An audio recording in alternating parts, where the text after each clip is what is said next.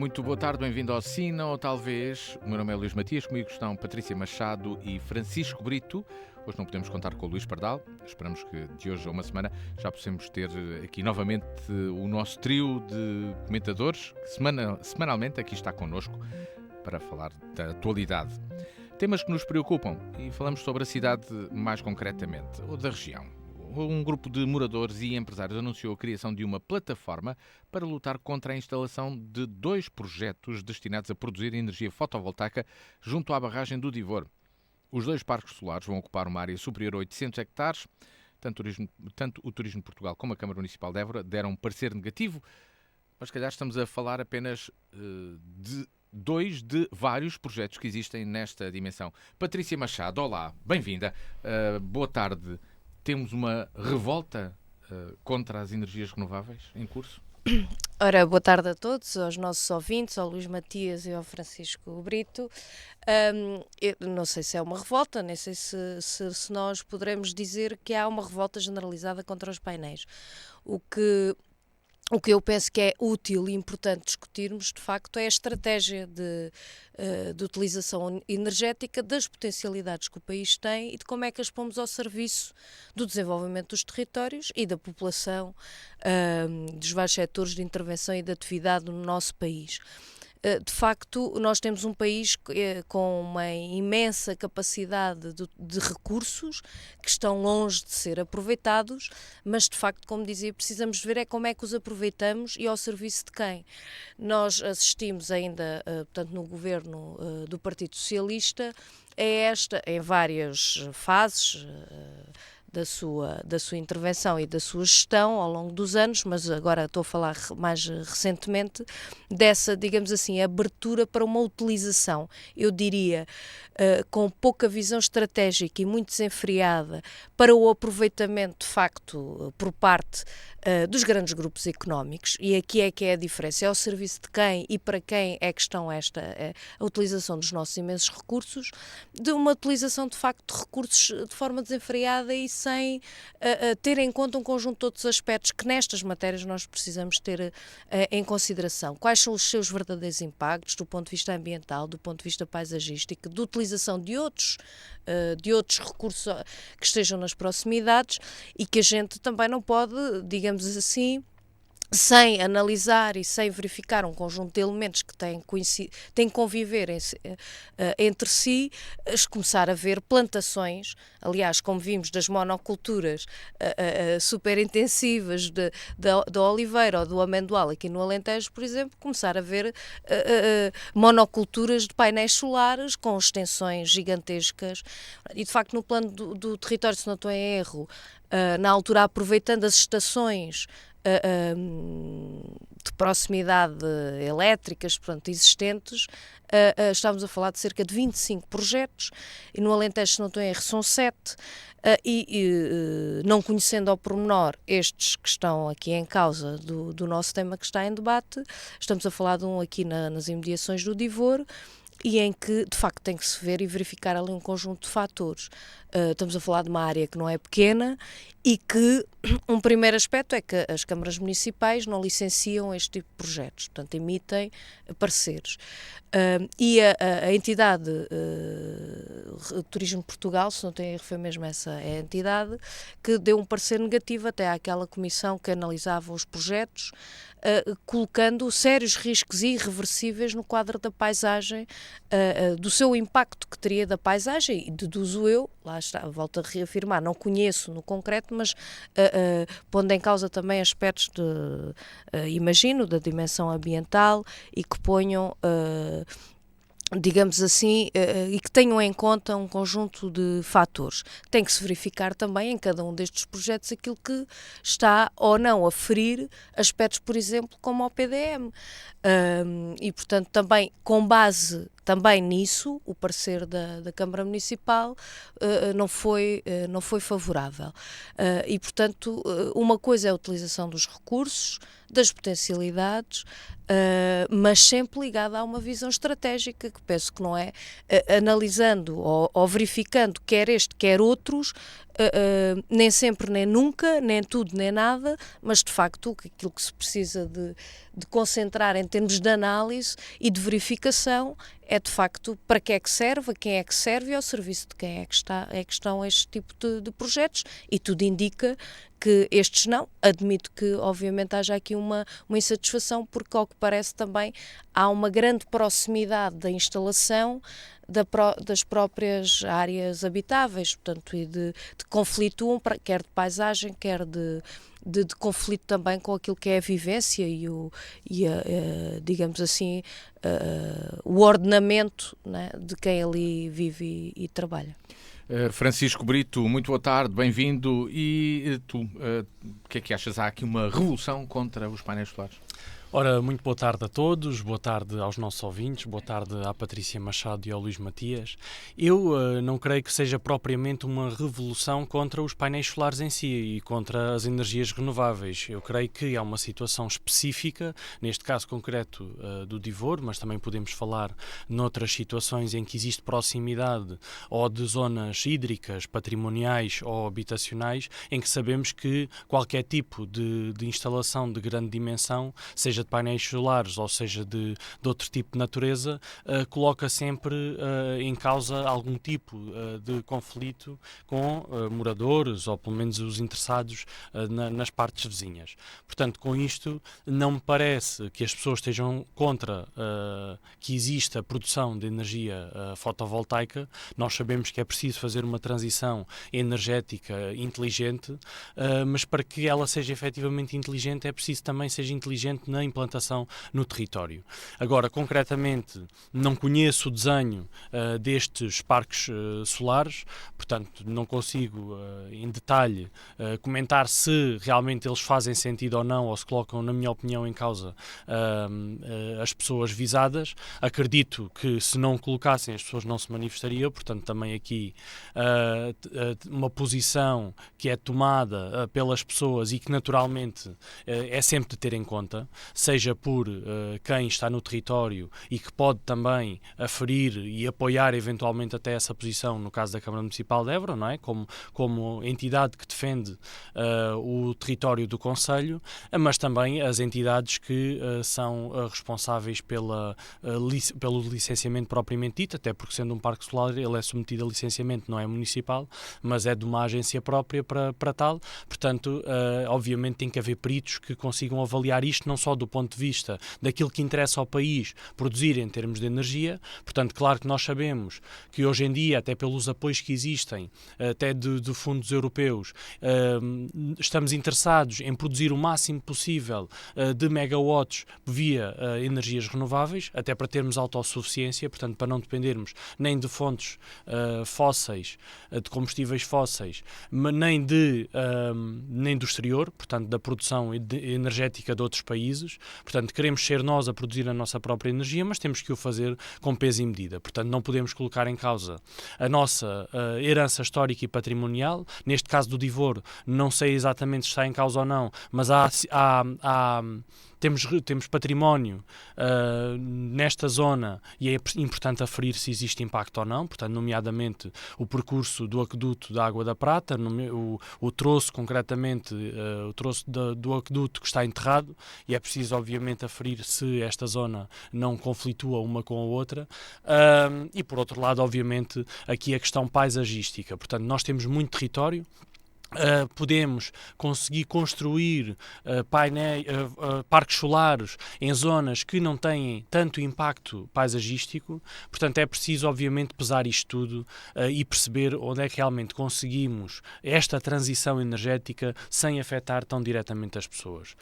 Claro que estamos a falar de uma zona, concretamente o Divor, que está relativamente perto de Évora, tem uma série de propriedades de grande dimensão, mas que tem até fins turísticos. turísticos, portanto, obviamente que existe também esta preocupação e temos também uma Albufeira que não é de grande dimensão e claro que a proximidade de muitos painéis solares pode entrar em conflito com esta paisagem que nós queremos preservar e que até agora não teve propriamente um grande aproveitamento turístico, concretamente falo da Albufeira do Divor, mas eventualmente no futuro pode ter. Sabemos que tem um problema também em relação a conseguir garantir o caudal e o armazenamento de água durante os meses de verão, portanto nos meses de verão perde imensa água e isso é difícil depois garantir aqui também uma sustentabilidade turística para este local, mas pode vir a ter no futuro, portanto também não podemos aqui ter determinado tipo de realidades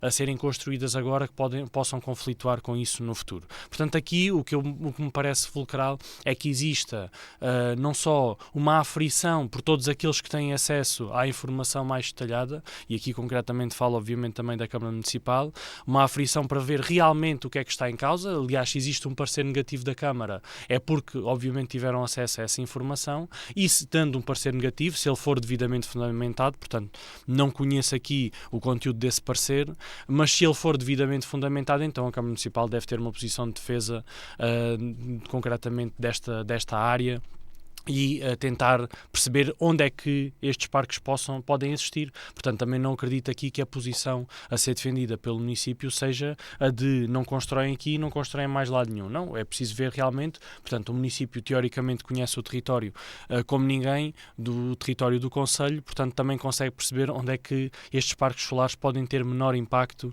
na paisagem, até porque nos interessa obviamente ter este balanço energético e também no Concelho de Évora obviamente ter produção de energia. Patrícia, esta situação dos painéis solares colocou-se inicialmente, estes problemas colocaram-se inicialmente, por exemplo, com os aspectos arquitetónicos e de proteção de património edificado no Centro Histórico de Évora, mas pelos vistos, estão a perturbar outras pessoas e mais noutras situações, também fora das zonas urbanas, neste caso, nas áreas rurais. No entanto, o Alentejo e o Concelho de Évora já têm vários projetos. É um território que tem uma baixa densidade populacional. Como é que se pode ter aqui um equilíbrio e dizer que não se pode ocupar um espaço que não tem nada, digamos assim, quando é necessário produzir energia elétrica? E, em contrapartida, é que ocupamos esse território, deixamos-lo vazio, queremos que ele seja ocupado por agricultura. É necessário existir alguma intervenção dos municípios a dizer concretamente o que é que querem mais para o seu território dos concelhos? Tem um papel importante, sem dúvida.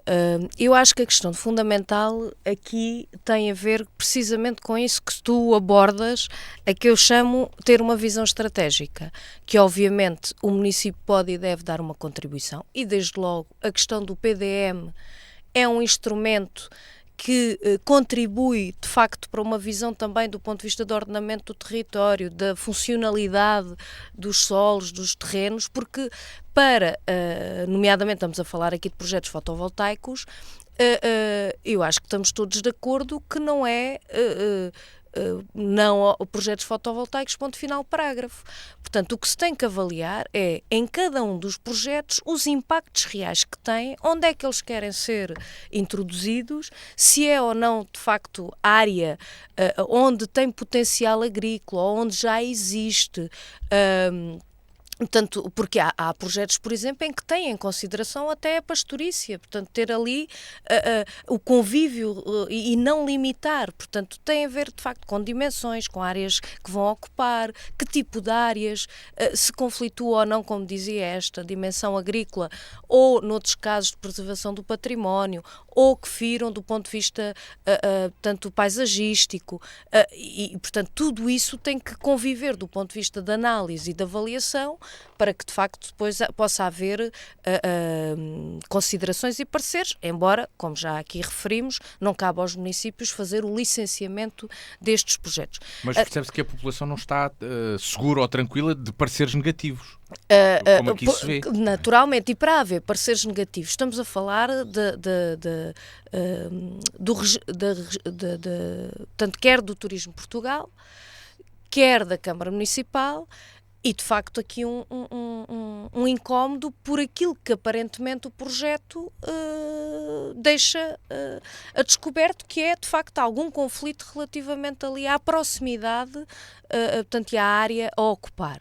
Isto é difícil estar a falar sem conhecer no concreto o projeto, a área, o que Exato, é que isso até envolve. porque existem vários, é necessário ter essa noção para os nossos Acima de tudo, ouvintes eu queria perceberem realçar este aspecto. Eu acho que não é pouco importante que ainda antes da pandemia houve um despacho do Presidente da Câmara de Évora, na primeira vaga, digamos assim, da apresentação de projetos fotovoltaicos, em que fez esse despacho que suspendeu os pareceres favoráveis considerados individualmente, porque um dos aspectos é que não mostravam a área total que iria ser abrangida e os impactos que isso tinha, nomeadamente para a paisagem.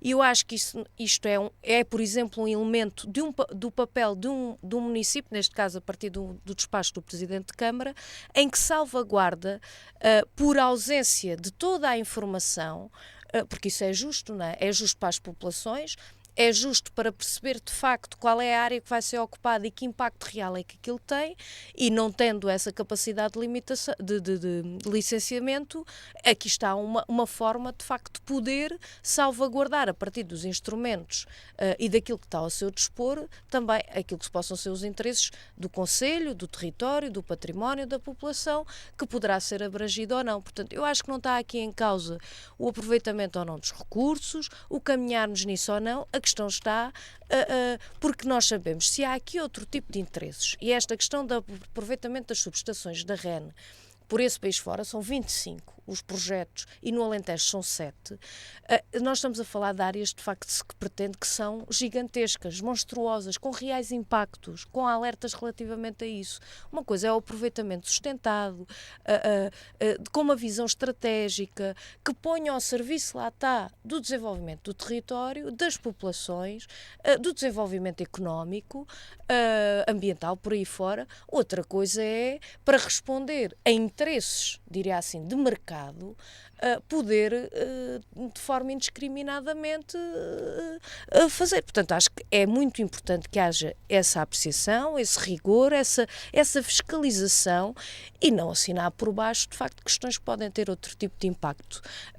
Tanto, como digo, e com isto termino, não conhecendo o projeto em concreto, o que eu queria sublinhar é que, de facto, não pode estar ausente esta fiscalização, esta verificação e o atendimento àquilo que são matérias que não são pouco importantes e que a visão estratégica implica não só responder às necessidades do presente, mas também perspectivar o futuro e aquilo que pode ser também o território. Portanto, também no que se prende com os instrumentos que os municípios têm, neste caso que a Câmara Municipal tem, quer suportando-se no PDM, mesmo num quadro de revisão, naquilo que são as preocupações ambientais, patrimoniais, culturais, habitacionais, de ordenamento. Acho que é importante também ter aqui em conta esses vários aspectos. Francisco, há que escolher entre paisagem e energias nesta questão ambiental, e aqui no caso concreto de Évora... Podem conviver. Mas aqui parece que começam a existir alguns problemas. Recordo mais a norte, quando das instalações de centrais de produção eólica, de energia eólica, surgiram diversos problemas e diversos protestos. Neste caso aqui a sul são os painéis solares, mas podem conviver ou não? Ou e se é possível, como aqui perguntei à Patrícia, que cidadãos e empresários, moradores e empresários, neste caso, estejam descansados quando há pareceres negativos de diversas entidades. Quando existem grandes alterações, é normal também que existam situações de grande oposição. Esse exemplo das eólicas é um caso deles, quer dizer, houve muitas manifestações contra as eólicas e a verdade é que hoje nós convivemos com elas e não, na maior parte dos casos não têm propriamente agravante para a paisagem e também para o nosso usufruto dessa paisagem e desses locais. Não é o mesmo se nós falarmos das minas de lítio a céu aberto, não é? Portanto, os impactos são completamente completamente diferentes. Portanto, nós temos que ver caso a caso e realmente o que é que estamos a falar. As instalações de centrais fotovoltaicas, à partida, já nos dizem que vão ter uma grande mancha negra sobre a paisagem. Para ter um pouco de Portanto, noção, se calhar nesta estrada, na estrada da Igrejinha, vamos dizer assim, para quem nos está a ouvir, podemos ficar, em vez de ter aquela paisagem agrícola ou de campo que ali temos, podemos ter uma mancha toda negra à esquerda e à direita dessa estrada. Bem, é assim, na estrada da Igrejinha, efetivamente, temos uma zona agrícola em utilização, portanto não faz sentido implementar painéis fotovoltaicos em zonas, ou pelo menos parques fotovoltaicos, porque estamos a falar de algo com uma dimensão enorme, não estamos a falar de 5 ou 6 painéis, não faz sentido implementar estes parques em zonas em que estão a ter utilização agrícola, não é? Portanto, faz sentido nós aproveitarmos zonas em que não existe qualquer tipo de aproveitamento agrícola, em que provavelmente não existe qualquer tipo de proximidade perante vias de circulação ou locais de usufruto e locais patrimoniais para implementar os parques solares. Portanto, faz sentido efetivamente fazer escolhas inteligentes. A verdade é que hoje em dia esta questão da emissão de pareceres, eu não sei concretamente se este parecer dos municípios para esta instalação é vinculativo ou não vinculativo, mas a verdade é que as pessoas têm tendência a não se sentir seguras só por existir a emissão de um parecer. Nós já vimos muita coisa a avançar neste país com pareceres negativos da APA, com pareceres negativos de muitas entidades do setor, portanto muitas vezes até ambientais, a dizerem que não se devia fazer de determinada forma e as coisas avançam na mesma e geralmente depois mais tarde dão problemas e voltam atrás, mas a verdade é que avançam na fase inicial. Portanto, aqui das duas uma, ou existe efetivamente capacidade dos municípios de aferirem se existe ou não impacto deste tipo de instalações, porque há municípios que podem não ter capacidade técnica para fazer este tipo de avaliação e aí naturalmente ter que recorrer a outro tipo de entidades, nomeadamente a CCDR, mas pelo menos deve haver uma entidade que tem os meios técnicos suficientes para conseguir efetivamente fazer uma avaliação crítica sobre isto e completamente imparcial e isenta. E isso é fundamental e só isso é que poderia descansar os moradores, sabendo que a avaliação seria completamente isenta e que seria completamente respeitada. Agora, com os casos que nós temos visto ao longo dos anos em que realmente isto não acontece, quer dizer, é para vermos o Freeport, quer dizer, o Freeport foi um escândalo enorme em que os parceiros não foram respeitados e que o Freeport foi construído contra tudo e todos e nós depois percebemos exatamente porquê. Agora, claro que não estou a dizer que este caso concreto dos parques fotovoltaicos tem situações semelhantes à do Freeport, estou só a falar concretamente do respeito pelos parceiros. A verdade é que nós temos que garantir esta capacidade técnica, porque acima de tudo isto é uma questão técnica. Acho que é muito mais uma questão técnica do que uma questão política. A questão política aqui está em que realmente se o município tem capacidade política de decisão para estar junto aos moradores ou não. Ou para reunir os moradores e, se o parecer fosse positivo, dizer nós consideramos que isto é positivo e apresentam os fatores. Agora, o município tem capacidade para fazer isso ou não? O município fez isso ou não? É importante também saber isso. Ou seja, que o município venha tomar uma posição pública sobre o assunto. Porque é que é contra? Não é? O que é que está em causa? Portanto, as pessoas têm o direito de saber. Esta informação não tem que ser uma informação privada. Acho que tenho ideia que vai à próxima reunião de Câmara esta matéria. Este assunto foi abordado na mais recente reunião e sim, daquilo que percebemos, vai estar novamente agendada. Mas agora, isto é fundamental. Isto é fundamental que as pessoas conheçam efetivamente o que é que está em causa, para perceber realmente se a Câmara Não é só produzir energia verde. Não, é assim, não é só produzir energia. Nós queremos que ela exista. Atenção, agora, ela tem que existir nos locais certos para que possa existir. E é verdade que os parques solares não têm que ser só a mancha negra que são. Portanto, pode existir efetivamente uma utilização agrícola, agropecuária com compatibilidade com este tipo de solução. Eles têm sempre impacto, portanto, eles vão ter sempre muito impacto na paisagem. Por isso é que temos que ter este tipo de sensibilidade e cautela nos sítios que escolhemos para. Agora, Agora, é na escolha dos sítios, não é em obstaculizar que eles existam de todo. Nós não queremos que eles deixem de existir. Agora, precisamos é efetivamente de poder ter estes parques nos melhores sítios para nós e para o futuro também da nossa comunidade. As questões da energia, da produção de energia solar, vão certamente continuar a merecer atenção, porque mais projetos irão aparecer certamente e com impactos na paisagem, mas também na vida de quem está nestes territórios. Passamos para o tema que nos traz a Patrícia Machado. Muito se tem falado de habitação e do Moinho 2, em Évora. O Moinho 2 é um projeto de construção de habitação. Pergunta à Patrícia, afinal, o que se passa? Porque o tema tem sido tratado por diversas vezes, ainda na semana passada também aqui foi tratado nas notícias da DNFM. Patrícia, o que é que se passa, na tua opinião, no caso deste projeto que prevê a construção de quase 1 milhar de fogos? Eu resolvi trazer este tema de facto com essa pergunta, afinal o que é que se passa? Porque muito se tem falado, mas poucos são talvez os elementos e os dados que estão a ser fornecidos à população para poder, digamos assim, ter a opinião relativamente a esta matéria. E era no sentido mais de serviço público e de contribuição do que propriamente estar a rebater num tema que acho que a partir de factos e de elementos concretos precisa de ser apreciado. De facto, aquela zona ali que estamos a falar, chamada, intitulada Moinho 2, é uma zona que desde junho de 2012 está aprovada em plano de pormenor a possibilidade de construção de habitações. E desde essa altura que não tem recebido, já direi, não recebeu durante 20 anos, mais de 20 anos, qualquer projeto para a construção. Portanto, ele está aprovado, está considerado, está, portanto, preparado para, de facto, poder ter construção. E não tem havido, até hoje, nenhum promotor, nenhuma empresa, nenhum empreiteiro, digamos assim, ninguém, tanto que tenha se proposto a construir, e não houve nenhum projeto entrado no município ao longo de mais de 20 anos, como dizia.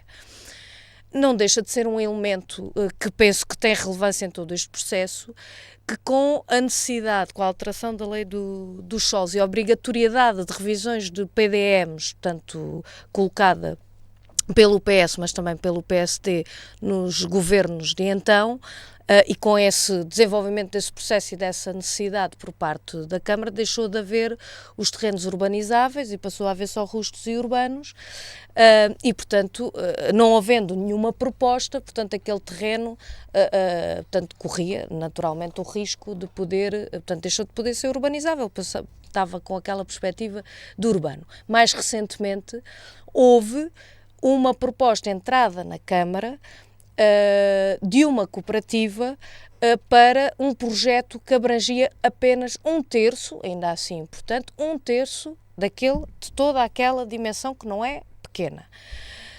Projeto esse que tinha só uma dificuldade, porque aquilo que está aprovado no plano pormenor é uma passagem, portanto, subterrânea, penso que é assim que se chama, portanto, por baixo, que já tinha o parecer favorável da IP, penso que é a entidade que faça esses pareceres, e que agora, no projeto que apresenta, faz uma alteração ao plano de pormenor, àquilo que está aprovado no plano de pormenor, recordo, de 2012, e que prevê uma passagem aérea. Pronto, e isso é que agora precisa naturalmente de uma nova verificação por parte da IP, porque por parte da Câmara o plano de pormenor está aprovado e há condições para avançar. Pronto, mas estamos a falar de 1/3 daquele, portanto não há, até à data, para ser rigorosa, de ontem, não há qualquer entrada de mais projetos de construção por parte de qualquer promotor.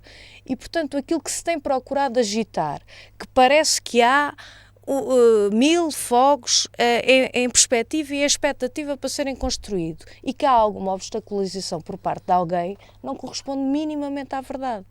Porque não há projetos apresentados para construção por parte de nenhuma empresa, nem nenhum promotor, a não ser um projeto que prevê abranger 1/3, que já estava contemplado no plano de pormenor há mais de 20 anos e que nunca tinha sido apresentado e que agora, naturalmente, por parte da Câmara está tudo certo, está à espera do parecer dessa entidade que é externa da Câmara, porque há de facto uma alteração àquilo que está previsto no plano de pormenor. E, portanto, é mais uma contribuição trazer este tema para, de facto,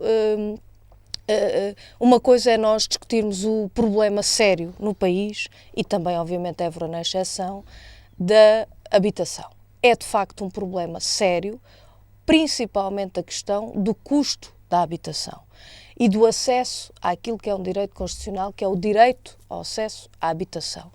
Outra coisa é, de facto, a partir da instrumentalização de um problema e baseado em factos que não são reais e, em alguns casos, em mentiras puras, porque não estamos a falar de projetos que ocupam todo aquele território, portanto, procurar agitar e animar falsas expectativas, ainda para mais quando sabemos que, obviamente, não é por acaso que teve mais de 20 anos aquele terreno em pousio por parte dos promotores e dos proprietários, porque não há, digamos assim, estavam à espera de melhores dias, como é óbvio, do ponto de vista também de pôr casas a preço de mercado e estimulando a especulação, que é outro drama grave que nós temos do ponto de vista da habitação no nosso país. Francisco, a ti lanço a pergunta que a Patrícia traz, naturalmente. Afinal, o que se passa com este projeto do Moinho 2? Nós tratámos este tema pela primeira vez no passado dia 21 de maio, numa notícia com o promotor e também com o Presidente da Câmara de Évora. Ficaram aí alguns esclarecimentos, mas o certo é que continua a existir esta polémica, como a Patrícia aqui trouxe. Bem, eu acredito que há aqui um problema de postura da Câmara de Évora, que enfim, nós até já temos tratado aqui no programa, não só concretamente em relação ao Moinho 2, mas em relação à habitação no Concelho de Évora, que tem a ver com esta falta de ação direta sobre a disponibilização de mais habitação no Concelho. Isto porquê? Porque, como nós vimos nessa notícia, até pela postura do Sr. Presidente da Câmara em relação a este tema e por aquilo que tem vindo a ser defendido até internamente nos serviços da Câmara sobre esta situação, percebemos que não existe, de facto, vontade em que aconteça. Portanto, não há vontade que aconteça ao Moinho 2, não há vontade que aconteçam outras áreas de expansão habitacional da cidade. Aliás, eu há cerca de 3 anos ouvi com os meus ouvidos uma pessoa com poder de decisão da Câmara, na Câmara de Évora, dizer que, e concretamente em relação ao Moinho 2, que era um projeto megalómano, isto, atenção, as palavras não são minhas, foi da pessoa em questão, que o projeto era megalómano e que não ia avançar. Depois disso veio a alteração do PDM e, de facto, a postura da Câmara de Évora de retirar todo aquele terreno de zona urbana, portanto, considerá-lo zona rural, fazendo uma interpretação da lei que, enfim, que já foi denunciada várias vezes, porque, efetivamente, a lei dos solos, a lei de bases dos solos, permite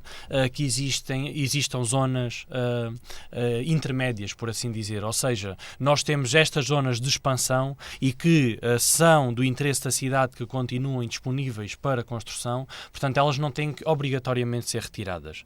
Aliás, a postura da Câmara de Évora na altura, aliás a lei é de 2014, portanto a Câmara de Évora, este executivo, pelo menos com este presidente, iniciou funções em 2013, portanto temos aqui muitos anos, efetivamente, em que a lei estava em vigor e não houve a preocupação de chegar ao pé dos promotores e dizer: muito bem, nós temos necessidade de ter habitação, vocês têm ou não condições para avançar, ou temos que nós colocar uma dos artigos do plano de urbanização de Évora em ação e sermos nós a promover essa habitação, porque a Câmara de Évora pode fazê-lo. Portanto, isto não podem dizer que isto seria um ónus para a Câmara, porque se vão pedir crédito para comprar Alcatrão, muito mais facilmente perderiam crédito para construir habitação, conseguiriam vender mesmo a custos controlados e pagando perfeitamente a habitação e o custo dessa habitação.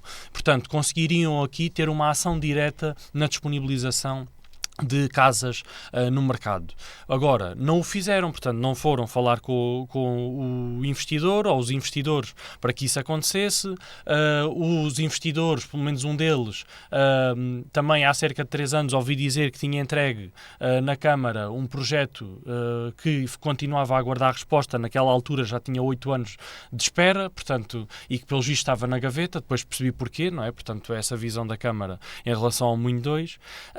E a verdade é que isto não pode funcionar desta forma, porque não estamos a falar só da construção de meia dúzia de casas, estamos a falar da construção de cidade. Portanto, isto é aquilo que vulgarmente dizemos de fazer cidade. Porquê? Porque efetivamente é uma área urbana muito grande, portanto tem uma grande dimensão comparativamente com a restante área que temos de cidade. Portanto, interessa aqui à Câmara de Évora não só ter uma postura de realmente permitir que exista mais habitação, mas garantir também a qualidade urbana deste local. Portanto, é preciso que a Câmara de Évora, para além daquilo que está diretamente instituído nos regulamentos, tenha aqui uma posição de mediação, muito política também, de conseguir trabalhar com os promotores para que aquilo que venha a ser construído sirva, obviamente, quem lá vai viver, mas, acima de tudo, sirva a todos nós enquanto cidade. Portanto, que não se cometam erros urbanísticos como já se cometeram noutras épocas e que se consiga construir efetivamente com qualidade. Agora, a verdade é que a posição, e até demonstrada pela notícia da semana passada, a posição do Presidente da Câmara é totalmente diferente. Portanto, está numa posição de oposição aos investidores. Aliás, o próprio Partido Comunista emitiu um comunicado de oposição aos investidores. Portanto, são investidores, são já para abater.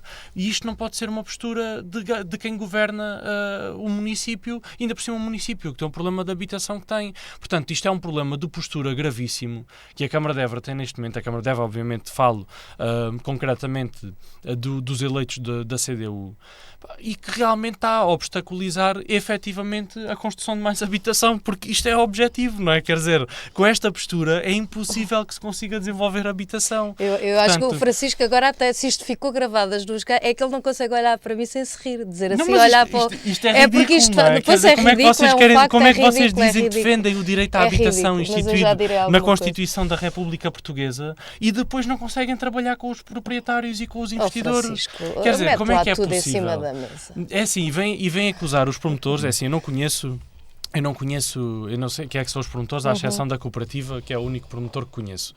E que já ouvi várias vezes a falar sobre este tema, concretamente, e apresentando aqui as situações que se têm colocado em Câmara ao longo destes anos todos, portanto, e as dificuldades. Portanto, também não é sério esta forma que a Patrícia aqui apresenta, dizer, isto, a Câmara fez um plano pormenor, por acaso até foi na gestão anterior, nem sequer foi na gestão do CDU, portanto, está publicado em Diário da República, e isto até agora não aconteceu nada, isto a culpa não é nossa, quando isto não é verdade. Quer dizer, a postura, claro que não existem atas da maior parte das reuniões em que isto é tratado, principalmente as reuniões que eventualmente existiram com a cooperativa. Agora, as dificuldades que a cooperativa sente e que acredito que outros investidores possam sentir pelo aquilo que veio ser demonstrado, realmente são objetivas, quer dizer, vêm agora dizer, isto não é nada connosco, eles é que não quiseram fazer. Isto não foi assim que aconteceu. Vocês podem não querer admitir o que é que realmente fizeram e o que é que obstaculizaram em relação a este caso concreto do Moinho 2. Agora, os eburenses sabem que isto não é verdade, portanto, que houve efetivamente obstaculização. Patrícia, percebe-se que existe aqui, que há aqui ainda mais por saber deste processo, mas este tipo de conflito não deixa em aberto a percepção de uma certa hostilidade ao investimento por parte da cidade e da Câmara? Óbvio, é objetivo. Luís, claro que não. Vamos lá ver. Eu acho que nós podemos aqui embrulhar isto em tudo, em muita demagogia. Mas os factos são factos. E não tem nada a ver, era o que mais faltava. Évora tem sofrido, nos últimos anos, dos maiores investimentos das últimas décadas. Portanto, isto é completamente... Com trabalho zero. Completamente surreal. E o Francisco pode repetir até a exaustão que não se transforma em verdade aquilo que não é. E eu acho que a gente tem que, com rigor, apresentar factos. Vamos lá ver, os factos são... Não tem nada a ver contra o investimento. Aliás, volto a dizer, daquele projeto, há um terço que muito recentemente, estamos a falar num prazo de mais de 22 anos, quando eu digo recentemente não é agora no último mês, mas nos últimos tempos, há muito pouco tempo, desses mais de 20 anos, é que foi apresentado um projeto. Então, o que é que se avalia, Francisco, o que é que se pode avaliar e apreciar com a ausência total de projeto? E é uma ilusão o Francisco poder repetir, às vezes sem conta, e que diga quantas são as câmaras que têm a capacidade de construção de habitação. Não é nem a sua competência, nem pode ser. Nem pode ser. Onde é que já se viu, do ponto de vista orçamental dos municípios portugueses, a capacitação dos municípios e de ficar à sua responsabilidade a construção de habitação a este nível? Estamos a falar desta dimensão. Não cabe esta nova geração de comunistas. Não cabe às câmaras, sejam elas quais forem, não cabe às câmaras responder a um problema altamente sério, que tem que ter uma visão e capacitação, de facto, de construção de habitação pública, porque quem tem poder e capacidade de construir. Quem tem poder e capacidade de construir. E, portanto, esse é um primeiro aspecto, porque não se ventila determinado tipo de expectativas que são impossíveis de concretizar. Impossíveis. Portanto, nenhuma Câmara, sei lá, com exceção talvez de poucas habitações, a Câmara de Lisboa, do Porto, eventualmente de Sintra e de Cascais, e pouco mais, que se depois formos pôr na base aquilo que efetivamente são as necessidades hoje, o parque habitacional que está identificado necessidades hoje, nenhuma Câmara tem capacidade para responder a isso. Nem é para propriamente...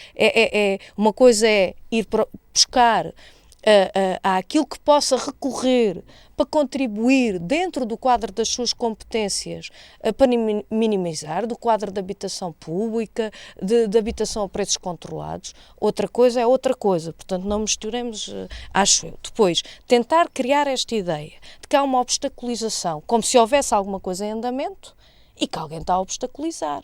O que é um facto é que não havia nada, a não ser a possibilidade de apresentação de projetos que nunca foram apresentados. E este que está apresentado, há acordo, portanto, cumpre com exceção da tal alteração que foi feita por parte do promotor e que se disse que não há, por parte da Câmara, nenhum problema, mas não pode ser a Câmara que possa viabilizar sem o parecer que precisa legalmente de vir. E acho que é isso que está, neste momento, desde que foi apresentado, em espera. Portanto, não há nenhuma obstaculização à construção daquele projeto, a não ser que a IP venha dizer e emitir um parecer contrário. Estamos a falar de uma passagem por cima da linha ferroviária, que não possa ser por cima, tem que ser por baixo, como estava contemplado inicialmente. Porque se houver esse parecer favorável, pode-se avançar. Mas estamos a falar de 1/3. E que se for... Portanto, não há qualquer tipo de problema em que aquele promotor arranque com a sua parte do projeto. Então o que é que tu achas que, perante essa questão, que é só essa questão... Acho que há aqui uma outra questão que devemos questionar. O que é que tu achas que... Porquê é que surge o conflito assim, desta forma, quando só há um ponto a tratar... Que é esse, o primeiro aspecto é que aquilo que teve... Do parecer da IP, das Infraestruturas de Portugal. Um primeiro aspecto que eu acho que ajuda a clarificar é que nós estamos aquela imensidão de área prevista para construção dentro do plano pormenor, portanto, aprovado e publicado em 2012 e que nunca apareceu nenhum projeto. E eu diria... E aqui é só a opinião minha, como é óbvio, porque não sei o que é que está na cabeça dos promotores e nada tem a ver com obstaculização aos investidores.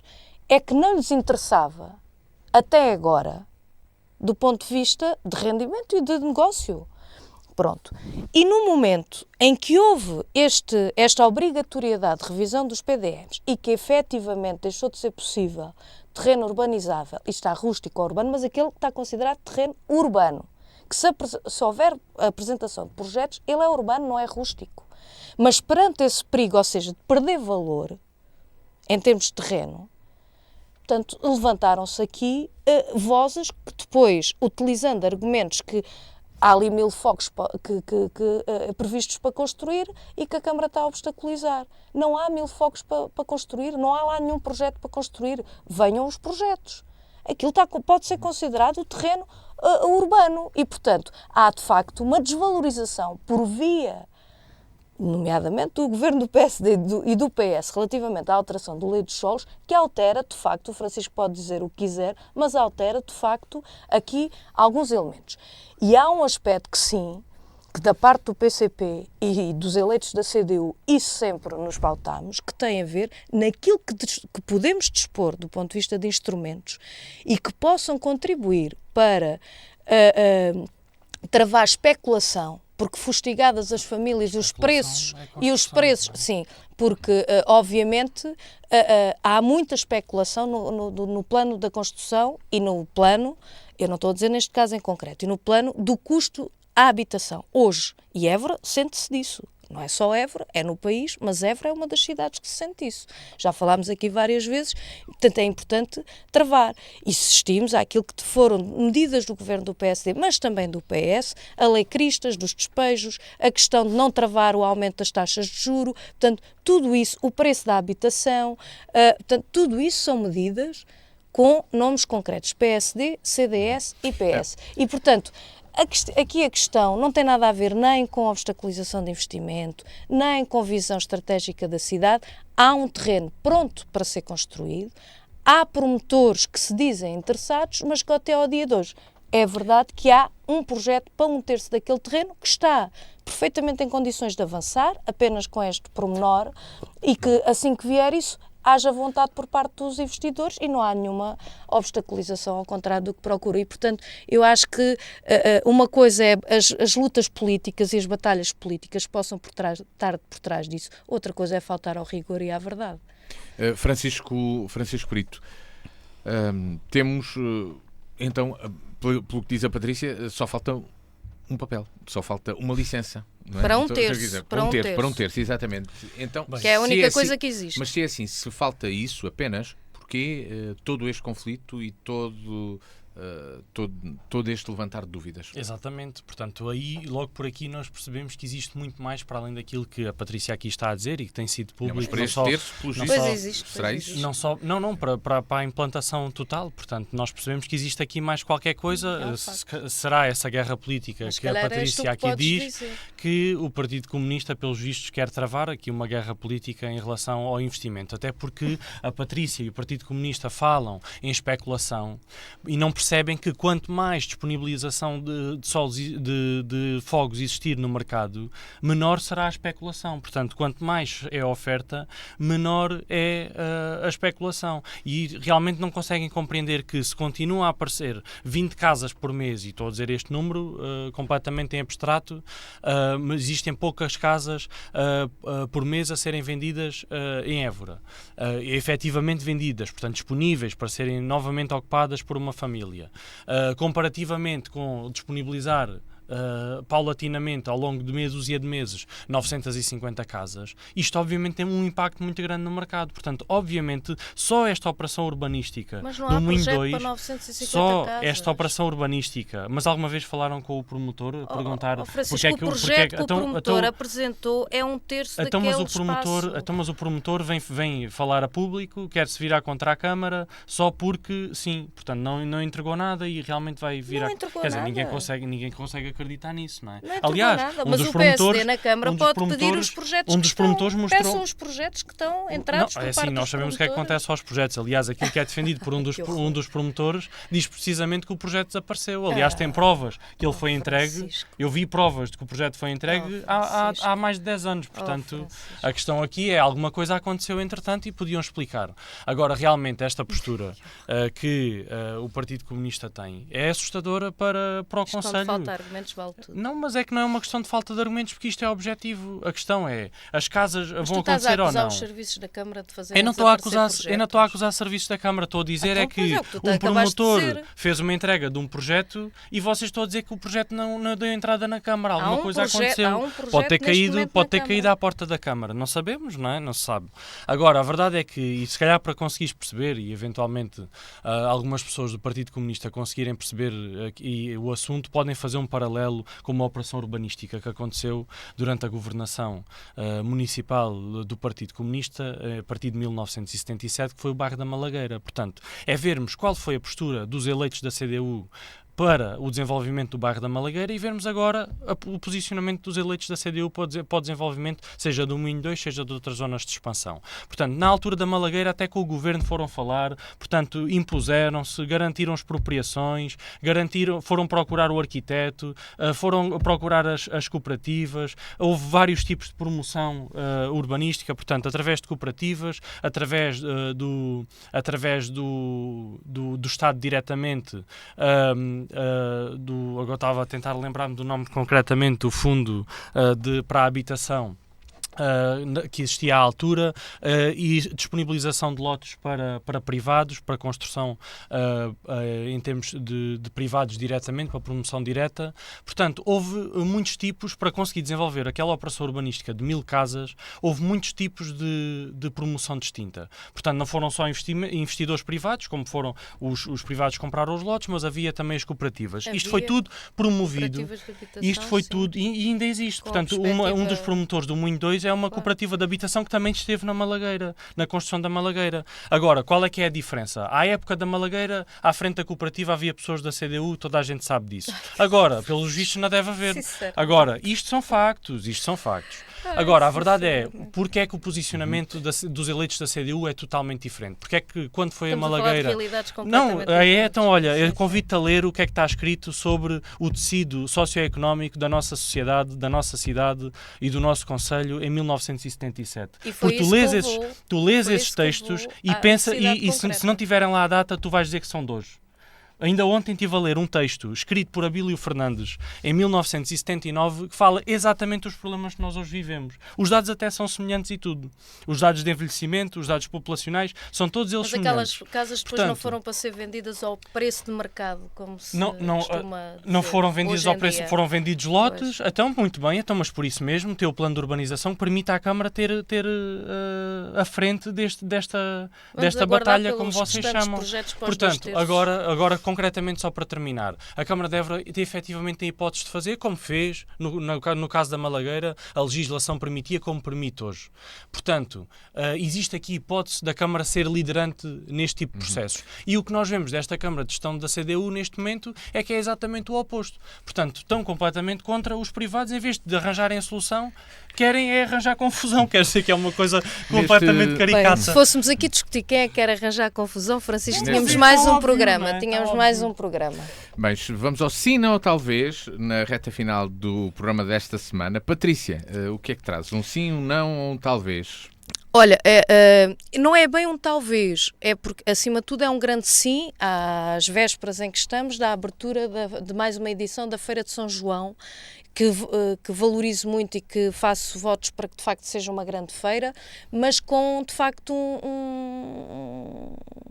uma situação lamentável, na minha opinião, que foi por parte do Presidente da Assembleia Municipal, do Partido Socialista, ter convocado a Assembleia Municipal para, de forma, compete, é Presidente da Mesa da Assembleia, para o dia da inauguração da Feira de São João. Acho que é, de facto, triste e lamentável, portanto, poder, com mais dias que teria ao seu dispor, portanto, convocar a Assembleia Municipal para o dia da inauguração da feira, acho que, de facto, não é um bom sinal. Francisco Brito, um sim, um não, talvez. Ora, eu trago um sim às medidas propostas pelo Governo em relação ao IRS jovem. Portanto, temos um conjunto de medidas que esperemos que sejam aprovadas pela Assembleia da República e que exista responsabilidade dos partidos da oposição para que elas possam seguir em frente, porque efetivamente é preciso conseguir estancar esta saída de jovens para o exterior, para o estrangeiro, e por isso é preciso medidas concretas. Elas estão apresentadas, portanto, esperemos que sejam aprovadas. Esperemos pelo aumento dos salários a seguir. Vamos assim chegar ao fim deste sim, não, talvez, hoje com Patrícia Machado, Luís Pardal e Patrícia Machado e Francisco Brito. O meu nome é Luís Matias. O Luís Pardal sim estará de regresso, mas de hoje a uma semana, ao sim, não, talvez. O encontro está marcado consigo também em dnfm.com para ouvir e ver quando quiser. Tenha a continuação de uma boa semana.